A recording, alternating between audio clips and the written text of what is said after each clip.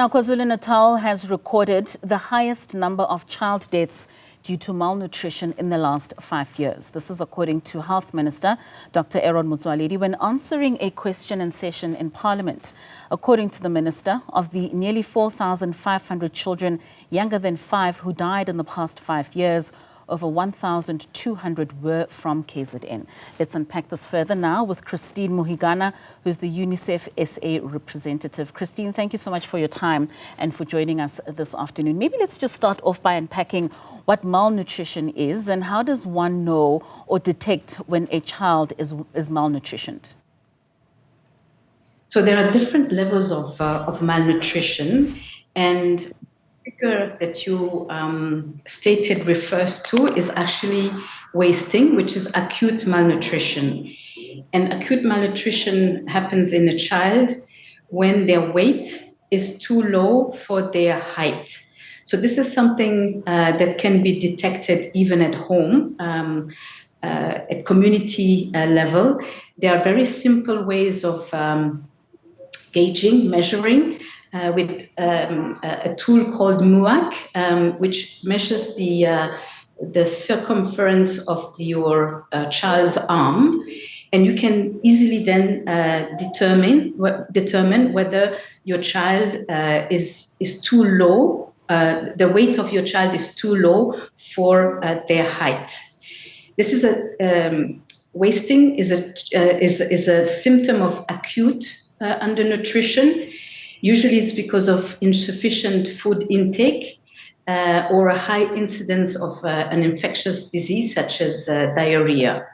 And this impairs, your immune system, your child's immune system, and unfortunately can lead to increased severity, duration, and susceptibility to infectious diseases and also fatality. So when we hone into the province of KwaZulu-Natal, what would you say are the primary factors that are contributing to the high rates of malnutrition in that province?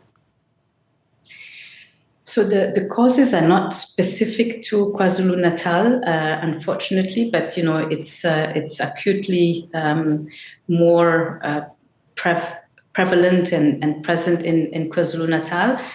But we observe, on the one hand, low exclusive breastfeeding in South Africa. The latest National Food and Nutrition Security Survey shows that nationally in the country, exclusive breastfeeding of children has decreased from 32% to 22%. So that underlines the importance of the continuing campaign that the country undertakes every year to promote exclusive breastfeeding of young children. There is also, unfortunately, child food poverty, again, across South Africa, not only in KwaZulu-Natal. Nationally, our estimate is that 23% of the children are what we call in severe food poverty, which means that they're only fed up to 2 food groups per day, when actually normally for a child to develop fully and grow healthily, the child would need at least 5 of the 8 recommended food groups. So those are a couple of the more immediate reasons for acute malnutrition. And this is all unfortunately caused by a multiple layer of underlying causes. I already mentioned poverty of food intake, which is related to income poverty, obviously. But there's also health, water and sanitation, hygiene issues that are underlying causes to malnutrition. And also, once a child is sick, once a child is acutely malnourished, the primary healthcare system and the community health system needs to be able to manage the cases of young children who are malnourished.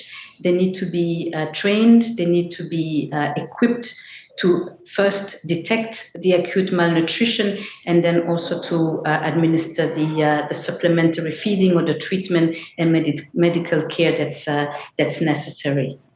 So, Christine, I mean, you then make mention of the economic, the social, and the environmental factors that play a role in malnutrition. Can you maybe debunk the notion that nutrition is expensive? So, nutrition does not have to be expensive.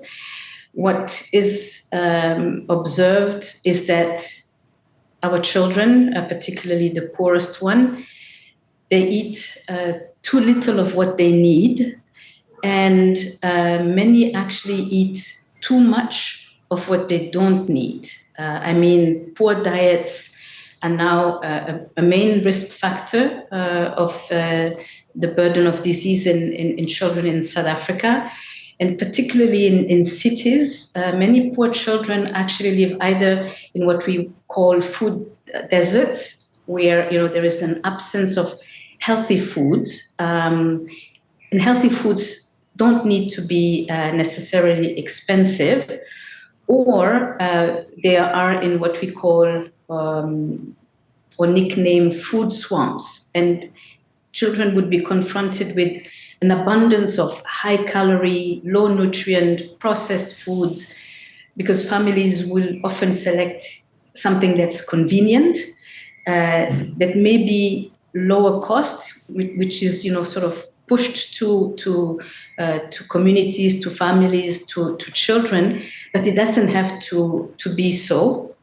We don't have to feed highly processed and poor nutrient quality foods to our children. So we need to work also with and we are working in partnership with the government to advocate for the private sector in the food industry to make available foods that are nutrient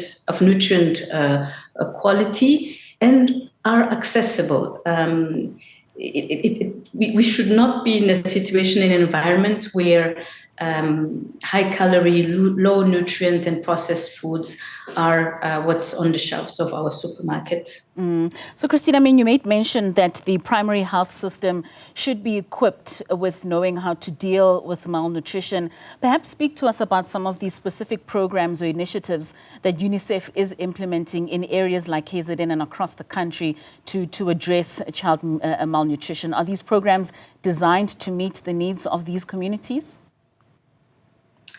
Yes, exactly. So we support through the National Department of Health policies, capacity building programs that are meant to strengthen the primary healthcare system and the community health system, the ones that are closest to families and communities, so that they can manage children who are 6 to 59 months of age.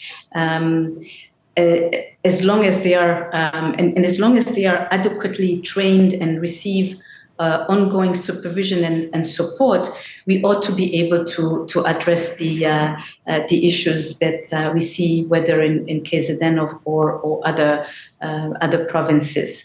And this includes, supporting the primary health care system, the community health system, in providing nutritional supplementation.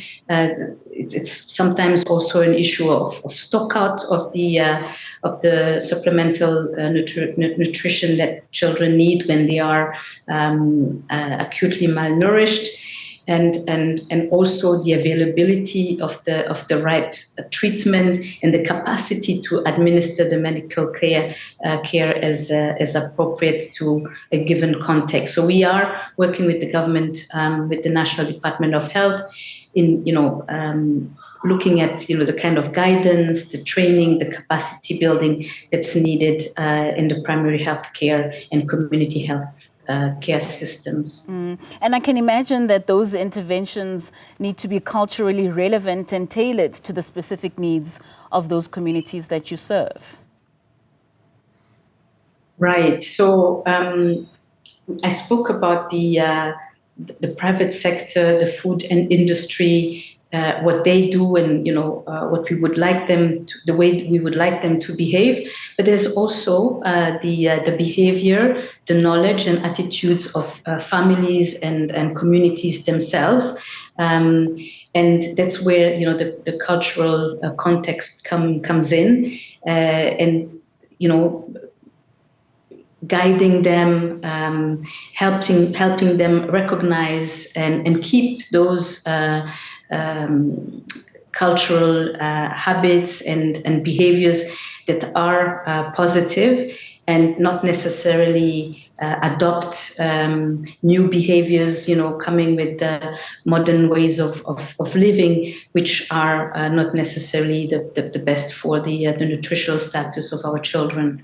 All right. Christine Muhigana, thank you so much for your time and for your inputs and insights this afternoon. A very critical issue, especially with the number of child deaths that we are experiencing in the country with regards to malnutrition.